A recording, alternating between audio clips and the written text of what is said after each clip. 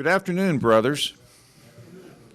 The title of my message is Leadership, Who and How.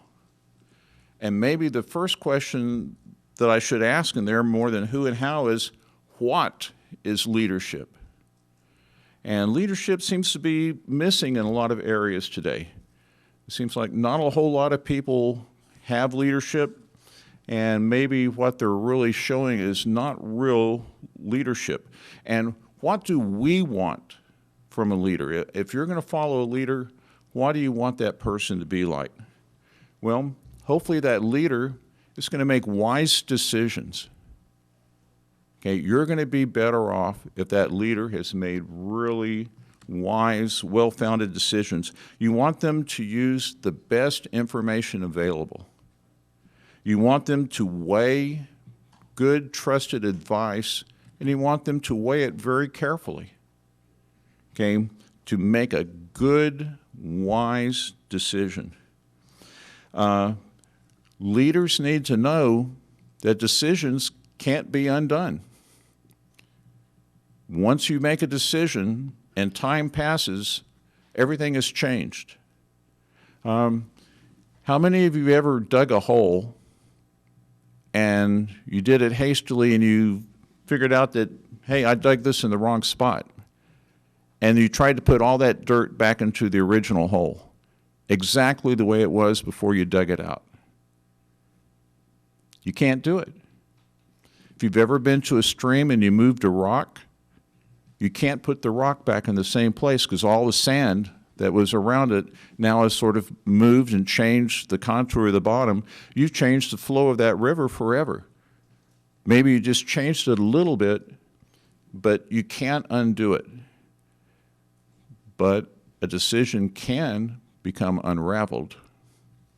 Okay? But you can't undo a decision, and leaders need to know that once they make a decision, they need to stay with it. Because once you try to undo that decision, you're just going to cause trouble, and no one's going to want to follow you. And you only want to change something because you second-guess yourself.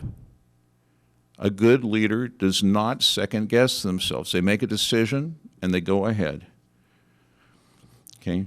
Now, there are two concepts that I can find about leadership. And there's a modern concept, and in this modern concept, they believe that leadership can be taught or that you can learn leadership. And high schools and colleges offer courses in leadership. Businesses offer seminars for their managers and their executives for how to be a better manager, how to be a leader in that company, make the company run better and more smoothly. Your learned skills determine your outcomes. So the better you learn all these different skills, the better your outcomes are going to be.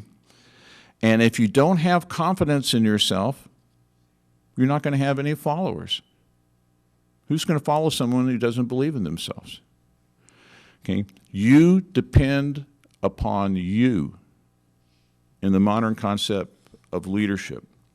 But in God's concept of leadership, God wants you to depend on Him. Okay? God leads you while you lead others. Okay? God prepares your followers to be led by you. You must have confidence in God, not yourself. The more confidence you have in yourself, the less God's going to invest in you. Okay, you've got to empty yourself of you and have room for nothing there but God's leading in your life, and then you'll have a good following. So what constitutes a leader? In my own opinion, okay, this isn't in Scripture, a good leader is someone who lives a standard.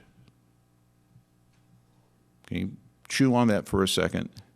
Someone who lives a standard, not someone who espouses a standard or tells others to live by a standard, but they live by a standard, okay? All day, every day, and a standard that's clean and clear enough to where others can witness it. It's also somebody who will take initiative when it's necessary, and it's someone who will take responsibility. How many people today are trying to slough responsibility onto anybody else? And who wants to follow somebody who's going to turn around and blame them for their failures? You have to accept responsibility if you're going to be an effective leader. So who should this be? Someone who lives by a standard, someone who takes responsibility, and someone who shows initiative. Well, it should be everyone. I want everybody to look at their hand just for a second. That hand belongs to a leader. Okay, is that clear? So, who do you lead? Well, the most important person you can lead is yourself. Have a standard and live by it. Take responsibility. Have some integrity. Take initiative when it's important for you to do that. If you can't lead yourself, who's going to follow you? Okay, you have got to do that. The very least you can do is lead yourself. Is there anybody here who can't lead themselves? I don't think so. You can do it. And for those who are a little bit older, you've got to lead your family. And even if you're young and you don't have your own children or spouse, you can still be that example, that standard for the rest of your family. And I was a teacher for a good number of years, and I had students before that the students decided what they were going to eat. The students decided what they were going to do. The parents were off smoking drugs someplace. Okay, the parents took no responsibility at all, had no initiative. The children did that. Okay, if your parents are responsible and they set a standard, challenge them to set a higher standard. You as a child of a parent can be a leader within your family. As you lead yourself, challenge others to come up to your standard. If the whole family is trying to set a higher standard for everybody else, think what a wonderful family that's going to be. Okay. Beyond your family, if you're setting a standard that others can see, well, your friends are going to see that, your neighbors, co-workers. God will decide who witnesses your standard and who's drawn to trying to emulate that. Okay. Remember the parable of the sower. The sower went out to sow. And where did that sower sow? He sowed everywhere, didn't he? Sowed on the good ground, he sowed on the bad ground. He sowed indiscriminately. Okay, when you are that light that Michael was talking about to everybody else, when you set that standard and you're spiritually glowing for others to follow that light, everybody gets to see that. Oh, I just forgot his name. Bless his heart. Zacchaeus. Think about Zacchaeus. Now that was rocky ground. That was a head tax collector. Everybody hated him. But Jesus singled him out, called him, and ate with him, and he repented, turned him around. Okay, if Jesus had only wanted to go on the fertile ground, he would have completely left Zacchaeus behind. You have to lead indiscriminately. It could be that the only person that you lead would be a Zacchaeus, and that person would be worth it. Okay, your job is not to decide who you're going to lead, but just to lead. And it's God's job to determine who's going to follow you. Okay, so how do you lead? I mean, what's the method? And I think the best example in the Bible for how to lead is in John 10. Will you all turn in your Bibles to the Gospel of John and chapter 10? And I always thought that this was aimed at pastors. But thinking about it, I think it's just really great examples that apply to everybody. So John 10. And I'm going to break it down into 4 sections. And I'll unpack each one as we go. Verily, verily, I say unto you, he that entereth not by the door into the sheepfold, but climbeth up some other way, the same is a thief and a robber. But he that entereth by the door is a shepherd of the sheep. To him the porter openeth, and the sheep hear his voice, and call his own sheep, and he calls his own sheep by name, and leadeth them out.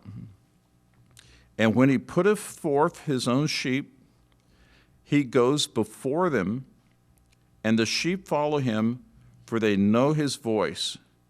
And a stranger will they not follow, but flee from him, for they know not the voice of strangers. This parable spoke Jesus unto them, but they understood not what things, they were that he spoke to them. So they had absolutely no idea what he was talking about. Okay, so let's talk about this for a second. Verily, verily, he repeats verily. Verily in the Greek is amen. And when somebody says some profound statement, you might say amen, which implies that you're in agreement with it. It also means true. You know, true. Verily is just another word for true. It also means let it be so. And in him repeating it, it's like, I'm going to tell you the truth. This is true. Verily, verily. Okay, in other words, listen to it. You're going to learn something here. I say unto you that he who entereth not by the door, and a better word there would probably be gate, because this is going into a sheepfold. Now, what's a sheepfold? Well, that's during the day, the shepherd's been out with the sheep. They've gone to water, they've gone to pasture. And in the evening for the night, they go to a sheepfold so the sheep will all be safe. Okay, and it could be one shepherd, taking the sheep there into the sheepfold. It could be many shepherds taking their little flocks in there and mixing them all together, but they're all safe there. And sometimes it's like a little ravine or a small canyon with sort of a flat floor, and they can all fit in there, and the sides of the ravine are sort of like little walls that keep them together. And the entrance to that would have a gate there so the sheep can't get out. And also it keeps predators out. And so you go into the sheepfold for safety, and anybody, or why would anybody go into that sheepfold except through the gate? Okay, and the only way to do that is if you intend some sort of harm to those sheep that are in the sheepfold. And it says here that anybody who doesn't go in to the sheepfold is a thief or a robber. And in the Greek, that's a thief or a thief, but it's 2 different words. And the first word means somebody who steals by fraud or some sort of deceit. Someone who does it sneakily, maybe by night, where you don't know you're being, that they're stealing from you. And the second word is someone who just boldly comes up to you and robs you, takes your money, does it in the open, in the daytime. Okay, so anybody, and think of this sheepfold Think of this room that we're in, sort of like a sheepfold, and it contains you. You're the flock. And this is why I always thought it was like meant for a pastor. There's a way for that pastor to approach their sheep. Okay, and if you approach the sheep by any other means, then you're a thief or a robber. You're there to either defraud the church, steal from the church, or like you're a hireling. You're just in there to get whatever you can from that church. Okay, the shepherd comes in through the door, through the gate. Okay, you do it legitimately. And the porter, who is the person who watches that gate, is going to open for the shepherd. Okay, so you're going to be accepted. You're going to come right in. And the sheep hear the voice of the shepherd. Okay, that's why I said God prepares your followers. Because when you lead, some people are going to hear, or they're going to see your example, they're going to hear your voice, and they're going to want to follow you. Okay. The shepherd also calls his sheep by name. That means he's familiar with them, he knows them, and he leads them out. And it says in verse 4, and when he putteth forth his sheep, and that putteth forth in the Greek is very interesting because that's ekbalo, which is the same word as casting out. But here you have to believe that he's just taking them out. He's not casting the sheep out of anything. He's leading them out. And when he goes forth, he goes in, it says here before them, it means in front of them. Okay, so he's in front, and the sheep who have heard his voice are going to follow him. Okay, he's leading, and they are following. And the stranger, they don't recognize the voice of the stranger, and when the stranger comes, they're going to flee from him. And many times in Scripture, it talks about the sheep being scattered or the flock being scattered. So if they flee from the stranger, they're going to scatter. Okay, and people couldn't figure out what Jesus was talking about.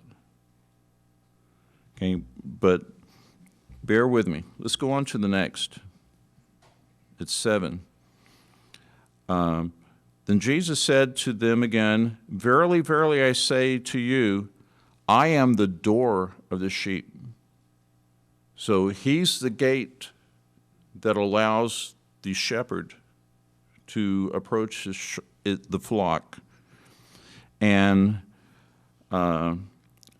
they that came before me are thieves and robbers, but the sheep did not hear them. You ever wonder who came before Jesus that he's talking about here? I mean, who came before him? Was it John the Baptist? Well, John the Baptist wasn't a thief or a robber, was he? It wasn't the prophets. It wasn't the kings or the priest. It wasn't Moses. It wasn't the patriarchs. Who came before Jesus that are thieves and robbers? And I think that the answer is in Acts 5:34. Keep your finger in the John and go over to Acts 5:34 real quickly.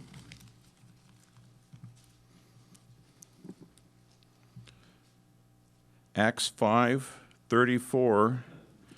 And the Sanhedrin has been really going after the disciples for preaching about Jesus, and they're telling them, you can't do that. And they were saying, well, who should we obey, you or God? And there stood up one in the council, a Pharisee named Gamaliel. And you find later on that this is Paul's teacher. Okay? He's a doctor of the law, held in reputation among the people, in other words, very high esteem, and commanded to put the apostles forth a little bit. In other words, let them go out into the room. It's like you're in a trial and they ask the jury to leave while the lawyers argue about something. Okay, so they're putting the apostles out. And he says, "You men of Israel, take heed to yourselves what ye intend to do as touching these men. For before these days rose up," is that Theudas? John, how do you pronounce that, Pastor? Theudas? Okay. "Boasting himself to be somebody, in whom a number of men, about 400, joined themselves, and they were slain." Okay. "And all as many as obeyed him were scattered and brought to naught. And after this man rose up Judas of Galilee in the days of taxing, and drew away much people after him, and he also perished, and all, even as many obeyed him, were dispersed." Okay, here's at least two people who came before Jesus, and from the description here, we might conclude that a strong possibility that these were the thieves and robbers that came before Jesus. When Gamaliel is talking about, they were talking about them being something, since this is a religious body, I'm guessing there's a strong possibility that they were talking about maybe they were the Messiah, or at least something. I may be stretching it here, but when Jesus is saying, "All who came before me were thieves and robbers," these are the only examples I can think of people who came before him who were considered to be maybe a threat to the nation of Israel. So anyway, just a possibility. And then Jesus goes on in back to John 10, verse 9, "I am the door. By me, if anyone enter in, he shall be saved, and he shall go in and out and find pasture." Okay, this is a little different, getting away from leading or being the shepherd. Now he's talking a little bit more about salvation. The thief, and again he's talking about thieves and robbers, "The thief come not but to steal and to kill and to destroy. I am come that they might have life and might have it more abundantly." Okay, so this gift that he's bringing is life, and God doesn't give you a gift for you to sit on it and keep it. Okay, a gift is to share. A gift is to give away. So when he's giving you this gift more abundantly, he wants you to lead people into this gift of life. And you can't be more alive than you are. Maybe you can enjoy your life more than you do currently once you get delivered, but you're as alive as you're going to get. Okay? And then Jesus puts a new twist on this original parable that nobody understood. He says, "I am the good shepherd." And in the Greek, it says, "I am the shepherd, the good one." Okay, being distinct from all these that maybe if someone wanted to call them a thief or the robber, they call themselves shepherds. So he is the shepherd, the good one. And he gives his life for his sheep. But he who is a hireling, not the shepherd, who owns whose own sheep are not. In other words, a hireling is someone who's just hired to watch the sheep. Those sheep aren't his sheep. He has no special bond with those sheep. He's just there for the money. Okay? So the sheep aren't his. He leaves the sheep when he sees the wolf coming, and he flees. And the wolf catches the sheep and scatters them. Okay, again, your flock is being scattered. The hireling fleeth because he is a hireling, and careth not for the sheep. Okay, a leader is not going to run away, and a leader's not going to stop leading.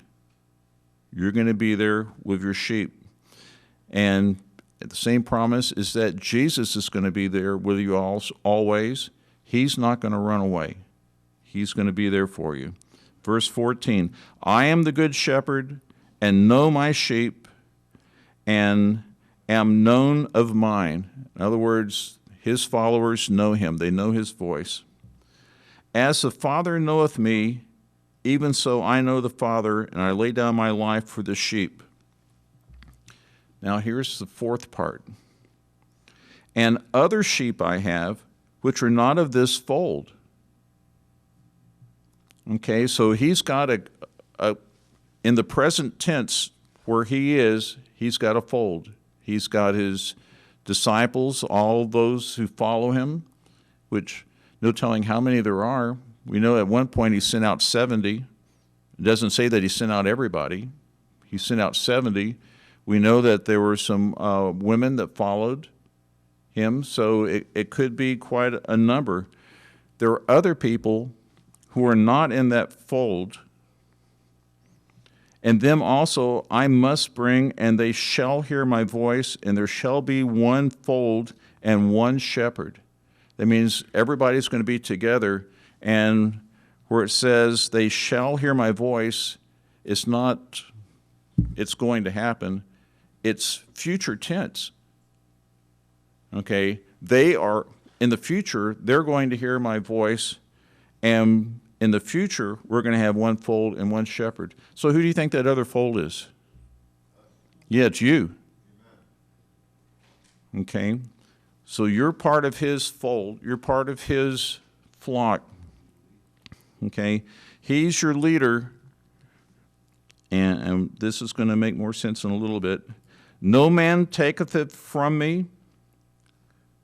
I'm sorry. I've skipped a verse. Therefore doth my Father love me, because I lay down my life that I might take it again. No man taketh it from me, but I lay it down of myself, of his own will. I have the authority, the power to lay it down, and I have the authority to take it again. This commandment have I received of my Father. Okay, so in here there's all sorts of examples of leadership. Okay, some of the main ones, to me, the main lessons from all of this is you've got to lead your own sheep. If there's several little flocks in there, your sheep are going to recognize your voice, but the others are not going to recognize your voice, and when you approach them, they're going to scatter. They're going to flee from you. So what does that mean? That should you go out and try to recruit people to be your followers? You know, you'll probably just make a big mess. They're going to scatter. The ones who are supposed to follow you, the ones that God has ordained to follow you, they're going to hear your voice. Okay? They're going to follow you. Many others may not be yours. They're not going to hear your voice, and you're going to make them scatter. And in Jeremiah, don't go there, Jeremiah 23:1, he says, woe be to the pastors that destroy and scatter the sheep of my pasture. Okay, how do you scatter those sheep? By trying to attract them. Okay, if they're not yours and you go after them, they're going to flee. They're going to scatter. Next big lesson to me is you need to be in front. The shepherd went in front. Jesus very specifically said he goes before them. Corollary to that is don't be a dog. If you know anything about shepherd dogs, there are basically two kinds. They're turners and nippers. I had a collie who was a turner, and you'd walk with that dog, and it started leaning on your leg. And as you walk, it just keeps leaning and leaning and leaning, and pretty soon you're going 90 degrees from where you started off. And the purpose of those dogs is all the sheep that are on the edges, they keep turning them in so the flock stays together. But it also means that none of those sheep can really follow straight.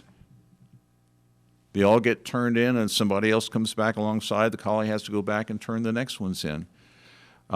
You want your flock to go straight with you. The other kind of dog is a nipper, and they're back in the back, and they're sort of prancing around all over the back of the flock, and they nip at the heels of the sheep to keep them moving and keep that flock tight. You want to be in front, setting the direction that you're going to go. You're going to lead your flock to pasture. You're going to lead your flock to water. You're not going to drive them anyplace. Okay, because when you drive from the back, the ones in the front get to go any place they want. You've got to be in the front leading. If you constantly are turning around to make sure that they're following you, that's just a sign of insecurity.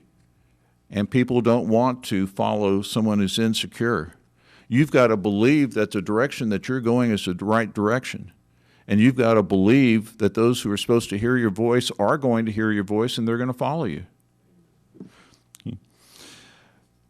You may see somebody off to the side and say, well, I'd sure like them in my flock.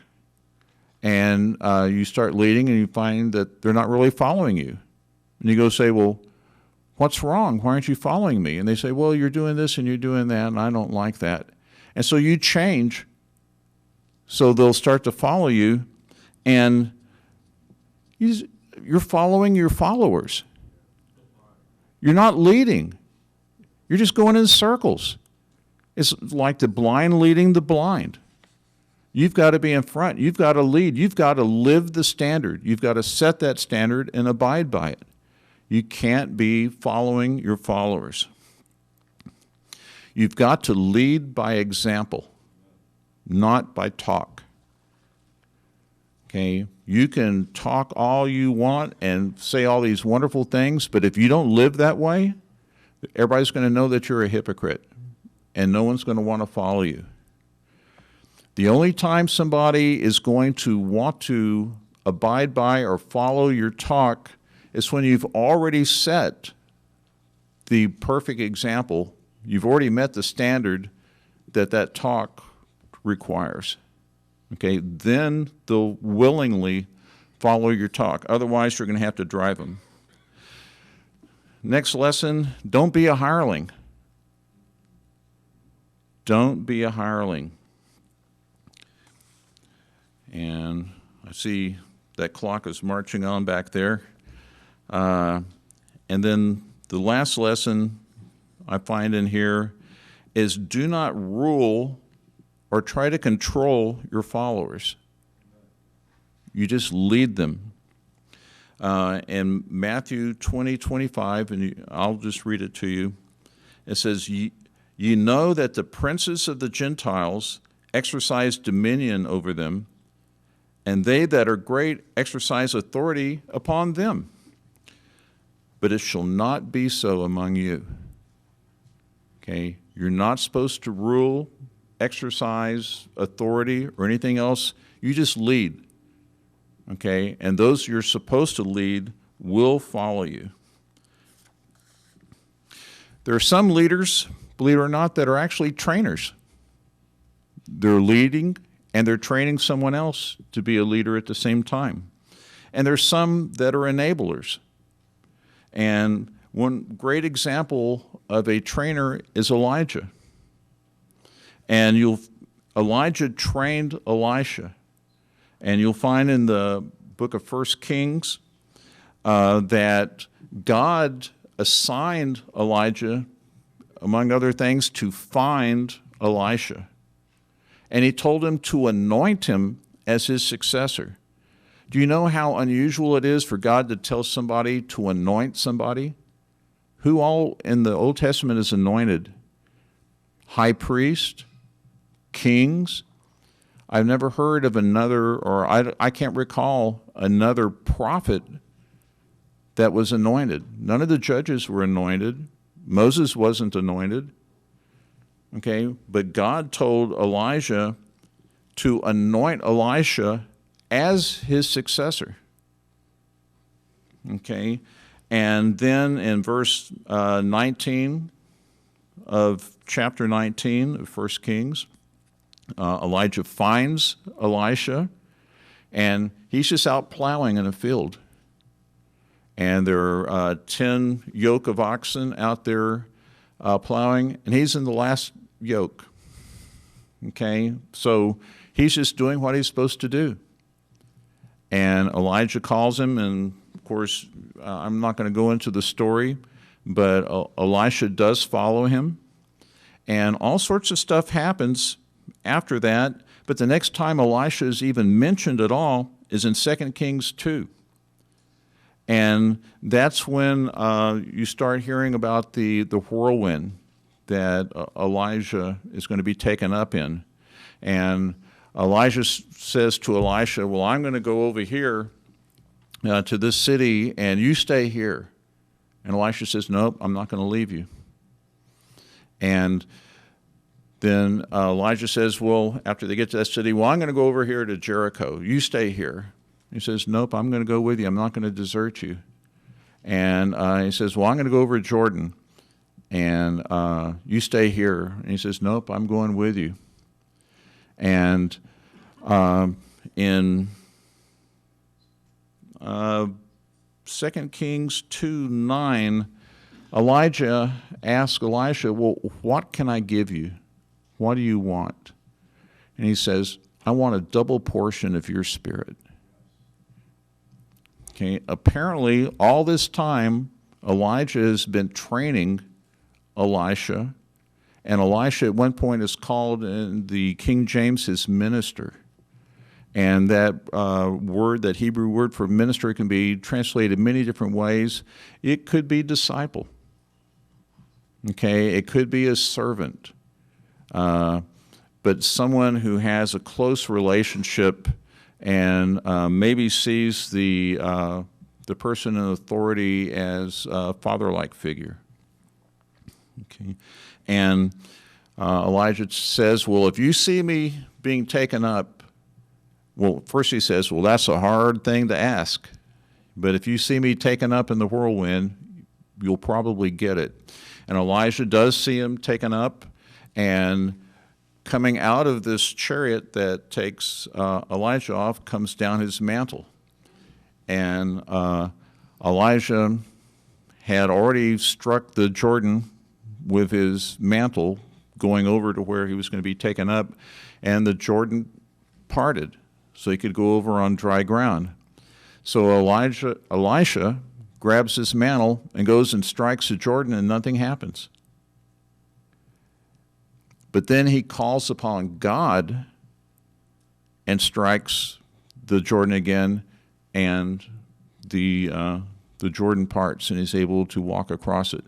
So with all the training, he still has to call on God. And maybe the greatest lesson that he learned from Elijah was that the ability to do anything was using God to do it. It wasn't anything that was innate in him. A great example of an enabler, believe it or not, is Barnabas. And you think, Barnabas? What did he do? Well, after Paul had been run out of Damascus, they were going to kill him in Damascus for his preaching, he went to Jerusalem. And the disciples there wouldn't have anything to do with him. They were afraid of him, just like everybody in Damascus had been afraid of him. And so here's Paul, well, actually at that time he was Saul, looking to have fellowship with the Christians, and they wouldn't do it. So who reached out to him? It was Barnabas. Barnabas enabled Saul to meet the disciples and get to know them. And Saul started preaching up a storm in Jerusalem, and the same thing was happening in Jerusalem that happened in Damascus. People wanted to kill him. And the disciples say, you better leave town. And they took him to a port and sent him back to Tarsus. And you have to think that he probably felt fairly rejected, saying, go home. And later on, things really started popping in different churches, and Antioch turned out to be a pretty strong church, and they sent Barnabas to Antioch to make sure that everything was there and to help out, and things really were good, and he decided he needed help. So what did he do? He went to Tarsus, and he brought Paul back. Okay, so twice Paul was being sort of shunned to the side, and he brought Paul back. Okay, that's a pretty strong leader. That's an enabler. And of course, they went on the first missionary journey together, and they went to Jerusalem together to deliver an offering. And when they returned to Antioch, they took John Mark with them. And John Mark was Barnabas's nephew. But you wonder, well, why is it important that they took John Mark?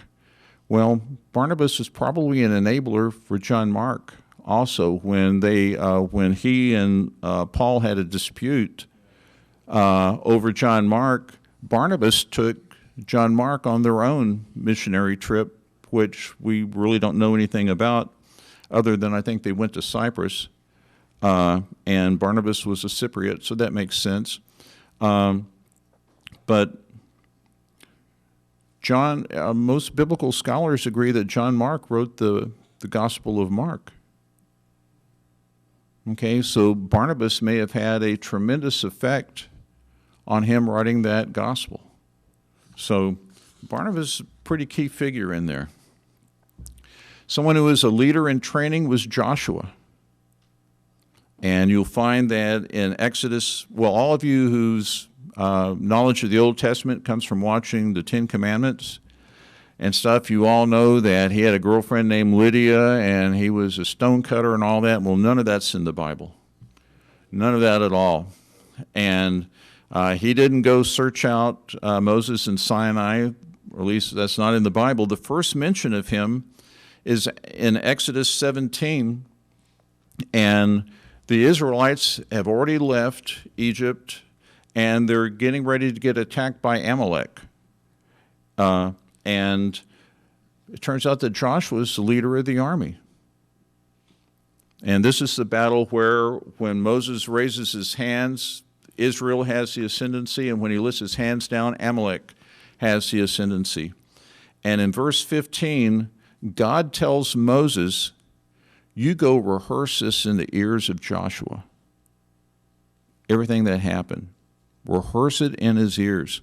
Now, when if you're a teacher and you're supposed to rehearse something in somebody's ears, it means you go over it and over it and over it until they have it where they can't forget it.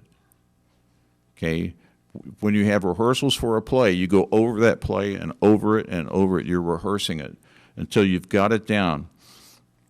Okay, so God is singling them out there, saying this is really, really important. If you look, turn to Exodus 24 in your Bibles, and that clock says I'm running out of time, and I'm going to end with this, but I got half my talk still to go. Exodus 24:13, and Moses is going up the mount. Guess who goes with him? Joshua. Okay, Joshua goes up the mount with Moses. And it's not till Exodus 32:17 that Moses comes down, and guess who's there with him? And here's the sound of all the racket going on in the camp caused by Aaron. It's Joshua. So Moses was up there 40 days and 40 nights. Guess who else was up there 40 days and 40 nights? Joshua. Now, it doesn't say that Joshua went all the way because it says there was a cloud and God called Moses into the cloud. And it doesn't say that Joshua followed, but I'd be willing to stake my reputation, which isn't much, on the fact that Joshua was probably at least close enough to overhear everything. And think what a faith builder it would be, what a training that would be as a leader to hear God and Moses talking to each other. Okay?